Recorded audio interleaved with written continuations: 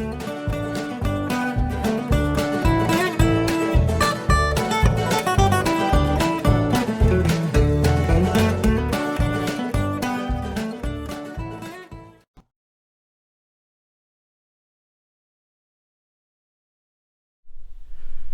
guys, welcome back. It is Saturday, July,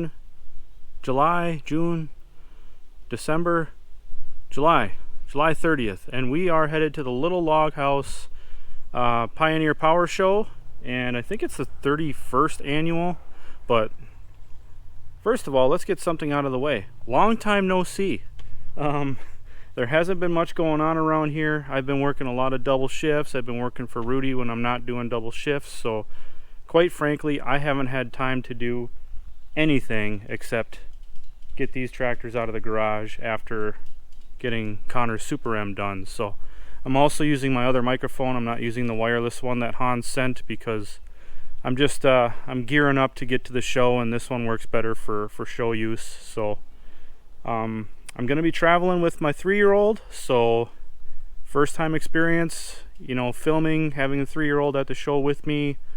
So I may not get as much footage as previous shows in previous years, but that's just how it goes. My number one priority is her and her safety at the show, and then I'll try and get, you know, clips of special things I see as we walk around. I've never been to the Little Log House show in Hastings, so first time for me.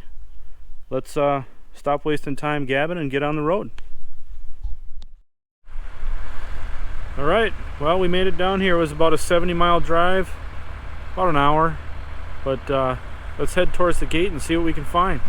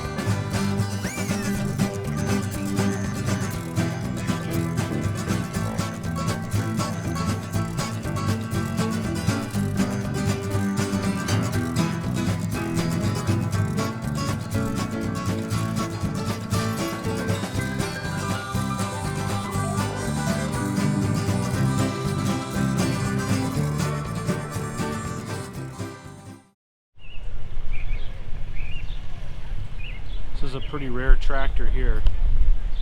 This is the GP wide tread top steer with the Texas Sandcast front wheels.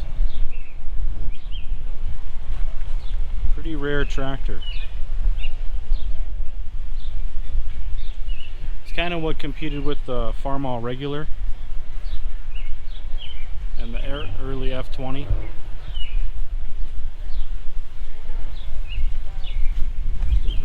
Very cool.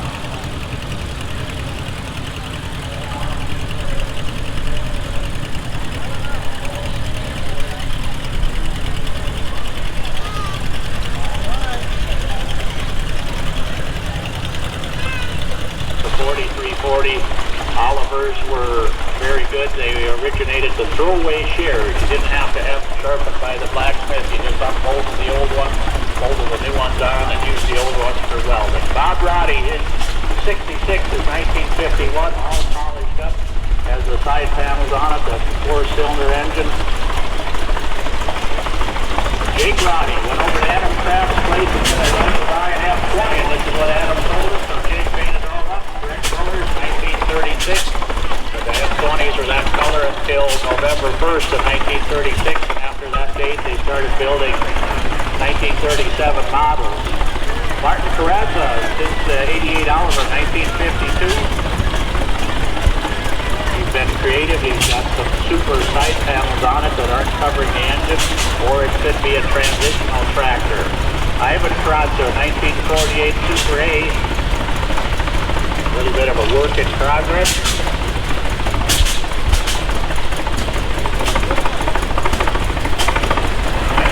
1966, 1850, Jerry Kimmons. Tony Lewis is the riding on. 1850 was a competitor to the John Deere 4020. They were about the same size, over 90 horsepower. Ollie Pittsman first was from 1947, would be the last before they made the Super. Here we have a nice original. This is a Ferguson. It didn't come before, but it's the Ferguson. That's the T30. Some boy and Cooper Bartell. That tractor is an original patina to it. It has not been repainted. Ferguson decided to paint their tractors a utility gray. This one is a 2240 Altman and Taylor. Cornelius Altman and Henry Hobart Taylor were the principal men, gave their name to the company. So we don't see the small ones just too often. We see more of the 3060s. It has the big tubular tank on the front. That is their turbine radiator. They have a little blow-by on the big Mobile 45. They got the smoke coming off the radiator, but they have to do a little work. It's actually a screen cooler on the front. They maybe have to do a little maintenance. And if you were over 100 years old, you'd leak and smoke would come out in the wrong place too. So one of them, their dad knew the local banker and gave him the money to help start the company.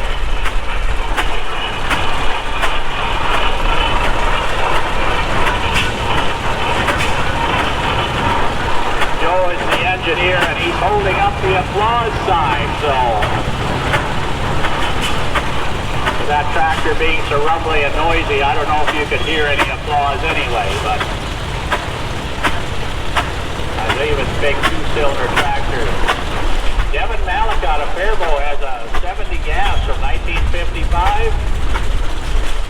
The gas models, the 70, the 60, and the 50, they had a new feature called duplex carburation. Here's a 720 diesel, 1956, owned by Devin Malacott of Faribault.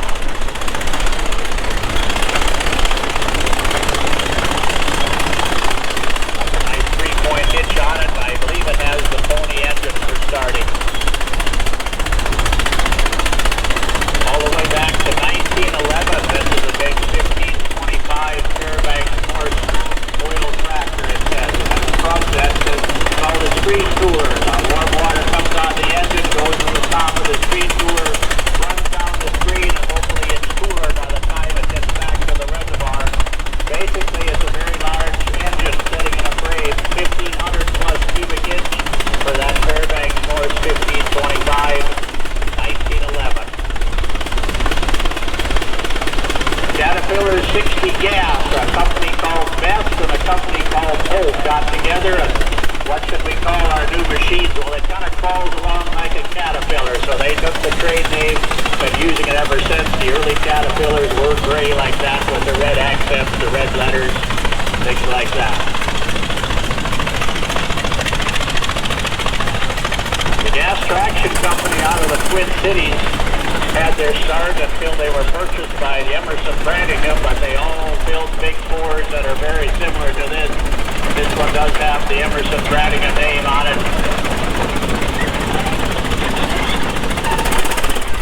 Big 4-cylinder cylinder upright engine, and again, instead of a tubular radiator, they've got a square radiator, but the air goes through the tubes and hopefully cools the water from the time it starts to the time it finishes, and then starts all over again.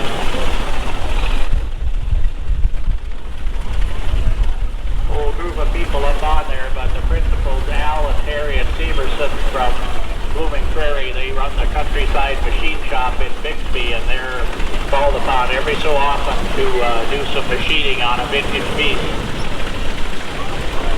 And they used them for about 100 years, so some people call it the chicken on the golf ball, but Case, the sheer number, either 24 or 35,000 traction engines of all different sizes. So they were the leaders in the number of traction engines built, and then I think second is Advance, and then Gar Scott, and then Minneapolis. So not too many of them left, but all of our engineers are quite capable, and these engines are inspected by the state. So if they find something that needs attention, our operators will do their best to give it their attention. The whistles on traction engines are for signaling, not just for trucks going in the parade, but somewhere kicking around, like over by the Scott Carver show, there's an old manila card, and there were 10 different rhythms for the whistle. So you tooted the whistle once to start the belt and twice to stop. You had a series of whistle blasts to signal an emergency. You had a signal. You driving? All right, good job.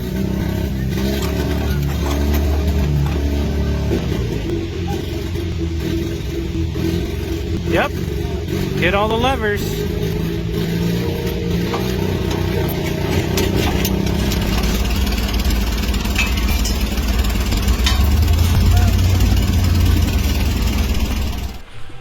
Alright guys, well that's gonna do it for this show.